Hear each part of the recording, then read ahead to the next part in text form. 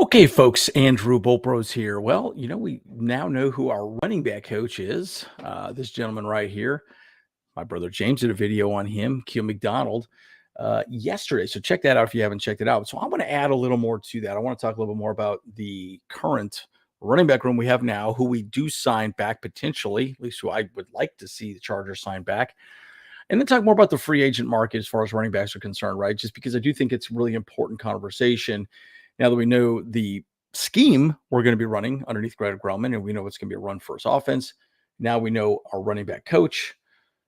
A lot to discuss on that. I think there's going to be a pretty good conversation about the running back room moving forward. So, guys, let's get into it.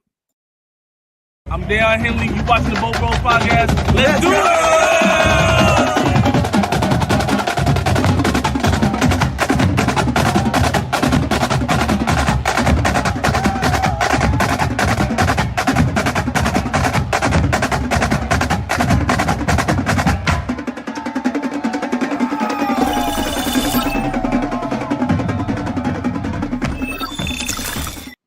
Okay, folks, as always, like and subscribe if you do enjoy the content. I'm Andrew Bolbros.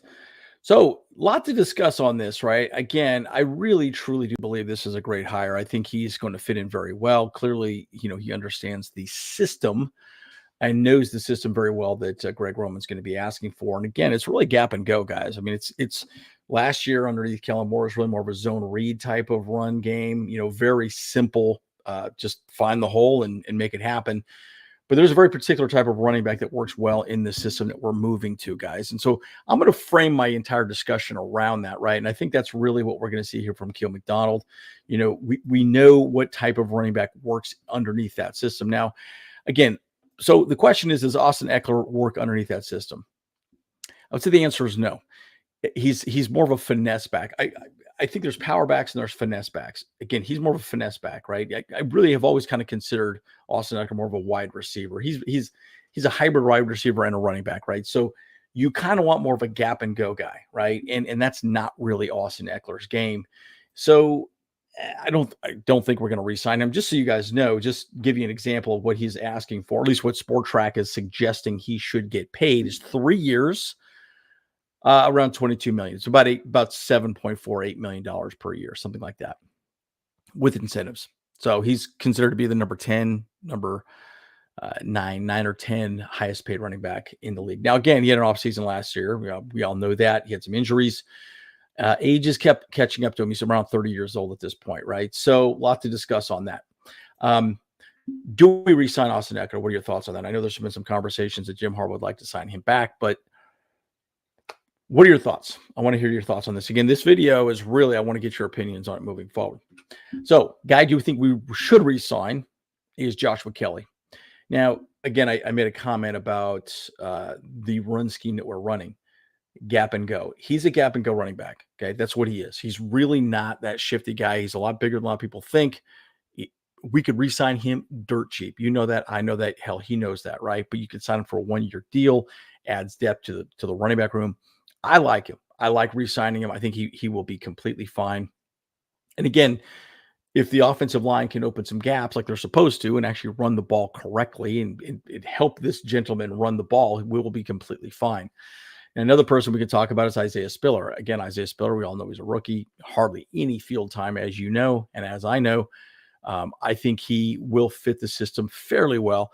I kind of view him as a little bit of a finesse and a power back. Again, he's a lot bigger than a lot of people think. Remember, when he came out of the draft, he was actually one of the youngest players youngest drafted players in the NFL draft that season. So I think there was a lot of maturity.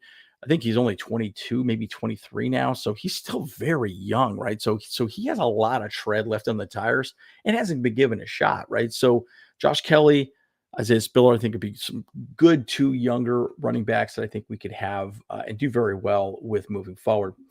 Now, the guys, we have Elijah Dotson. Now, Elijah Dotson, again, I really view him more of as a finesse back, right? He's not a power back. He's much smaller. But again, he would be a nice little mix-up, right? Again, it'd be I'm very curious to see what happens with Elijah Dotson moving forward.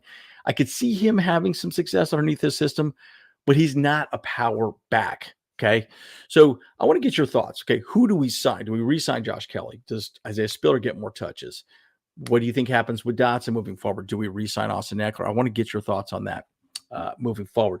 So let's talk about some free agents that I think are noteworthy and would make sense for us to discuss. First one, Gus Edwards.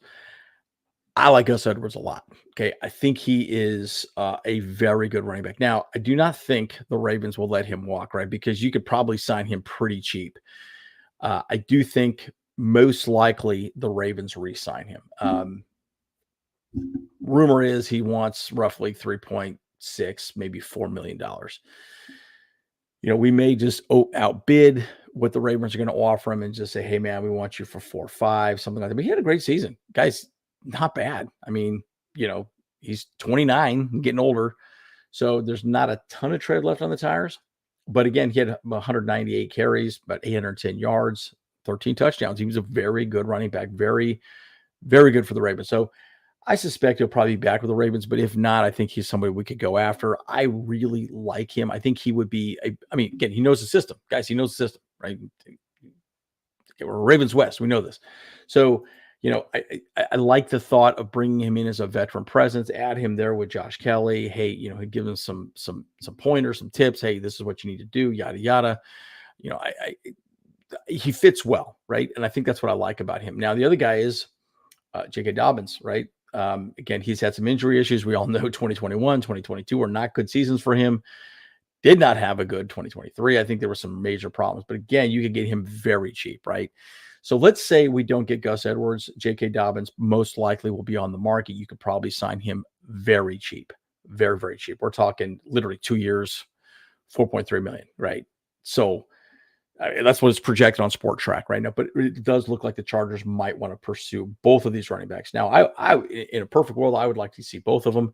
Then we re-sign Josh Kelly, and then we have Isaiah Spiller. Have 4 backs. I think that makes a lot of sense.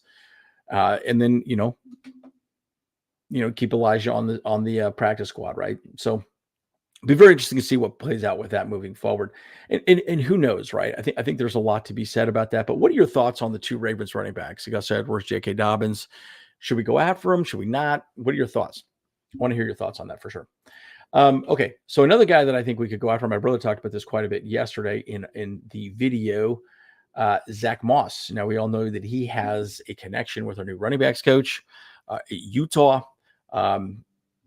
He's a good running back. I say he's very good. He understands the system. 183 touches, roughly 800 yards. He's going to want more money, though, guys. He wants about $4.5 to $5 million per year. So, again, he's a veteran running back. He's going to get paid a little more money, right? Again, he's very good. The argument could be made that he worked very well underneath Shane Steichen in his system. So you could almost say, he's a system guy. He might not be the right guy. But here's my argument back and forth. I think we need a power back. He's a very good back in that regard. I think he'll be fine. He'll do well. Again, I think he's someone that we could go get if we just want a veteran and kind of see how it plays out. Again, he has familiar with this running backs coach already. So we'll see how that plays out. My opinion, they probably re-sign him at the Colts. So I don't know that he'll be available, but we shall see. Now, another guy that has been talked about a lot, and I know a lot of you guys like, is Saquon Barkley. I like Saquon Barkley. Okay. But the argument is he's going to want a lot of money, right? He's only 27. He's had some injury issues, Pro Bowler. He wants a good amount of money. He wants $10 million a year, $10 million bucks. And it looks like he wants his final contract to be with the next team that he signs with.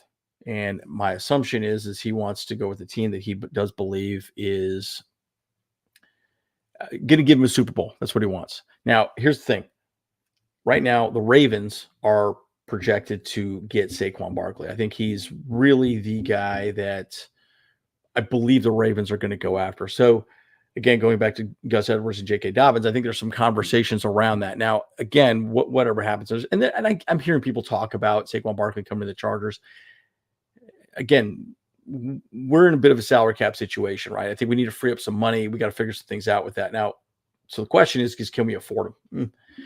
Look, salary cap we know we can move it around, sure, but $10 million a year is a lot of money. And again, with the injury issues, Yeah, he's gonna want a lot of money, guys. I mean, there's a lot to be said about that. Now, again, I do think that we also have overpaid for some of these players. I think Khalil Mack was definitely overpaid.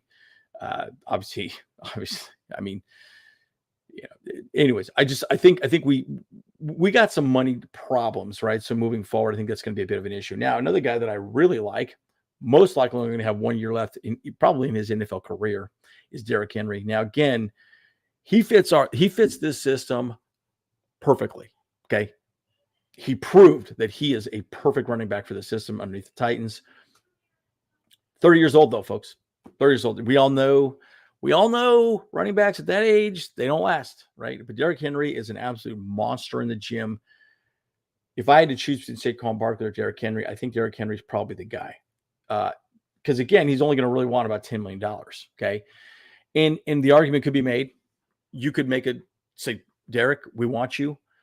We're here to win a Super Bowl. We think we can win a Super Bowl this year. Would you come here and maybe take an $8 million contract? I can see that happening with Derrick Henry because I don't know how much longer he wants to play. Guys, he's 30 years old. We all know running backs age in dog years, right? So that's just how it is, right? But again, we all know the guy, dude, he's a gap and go guy. And think about him. If you bring in someone like a Derrick Henry or even a Saquon Barkley for that matter, they will teach someone like a Josh Kelly if we do re-sign Josh Kelly. Again, we re-sign Josh Kelly very inexpensively. Derrick Henry would be a guy that could really teach him and show him, how to run well in that scheme. So again, I like him. I think he'd be an excellent pickup. I think he's wanting a ring. So I think, he'll want to go to a team that's at least going to be competitive this next season. And again, the Chargers were 5-12 last season. So, but we are in the Jim Harbaugh effect. So interesting conversation. Last guy on the list, I know, interesting guys. Currently, NFL or Vegas actually has the Chargers picking up Josh Jacobs. And I think there's a lot to be said about that. I don't know how I feel about this. I think he fits the system very well. I think he's a good guy, good running back. Again, he had 233 yards attempts and 805 yards, right? He's a little younger, but he wants a lot of money, folks. He wants 4 years, roughly $42 million. So he wants $10 million a year, and he wants a 4-year contract. This is the thickest contract for a running back this go around in free agency. But again, Vegas is projecting us to get Josh Jacobs. So I don't know. I think there's a lot to be said about that. Now, again, I think he fits the system great. I think he's the right guy. Will we pay the money? A large part of this video is I want to hear your opinion. Who do you want? I want to hear, hey, I want Josh Jacobs and give me why. I want Derrick Henry and give me why, right? Re-sign Austin Ekeler. Tell me why. I think there's a lot to be said about that. Again, Josh Jacobs I think would be great, but I just don't know that we're going to have the money available personally. I think an offensive lineman would be good, someone that can play a number of different positions. Again, we'll talk more about that on our live on Saturday. So let me wrap up my final thoughts. Okay, my general opinion is I do think we re-sign Joshua Kelly. I think we re-sign Joshua Kelly very inexpensive. We have Isaiah Spiller, and then we have Elijah Dotson. I think we need another veteran running back to bring in. That would leave the question of, do we maybe go get a running back? I'm going to say this, guys. I want the Chargers to find the next LaDainian Tomlinson. And you don't find the next LaDainian Tomlinson free agency, right? You need to draft a running back that is going to pair up with Justin Herbert for the next 5 to 6 to 7 to 8 to 10 years. Probably not 10 years, running back years. But we can find that in the draft. I'm in favor of us going after getting a nice running back in the draft that can pair with Justin Herbert long-term. So, guys, what are your thoughts? What are your thoughts on this situation as far as running backs are concerned? There's a lot of good running backs in this draft, guys, and I think we could find some nice value in the 3rd and 4th round very easily that would pair with Justin Herbert for a long time. What do you guys think? Again, please leave your comments. We're going to talk more about the Combine on Saturday on our live draft. That's pretty much going to be our main focus moving forward. We want to talk about the Combine, talk about players to watch, running backs to watch, offensive linemen to watch, centers to watch, so on and so forth. So, guys, as always, Andrew Bolpros. See you guys in the next one.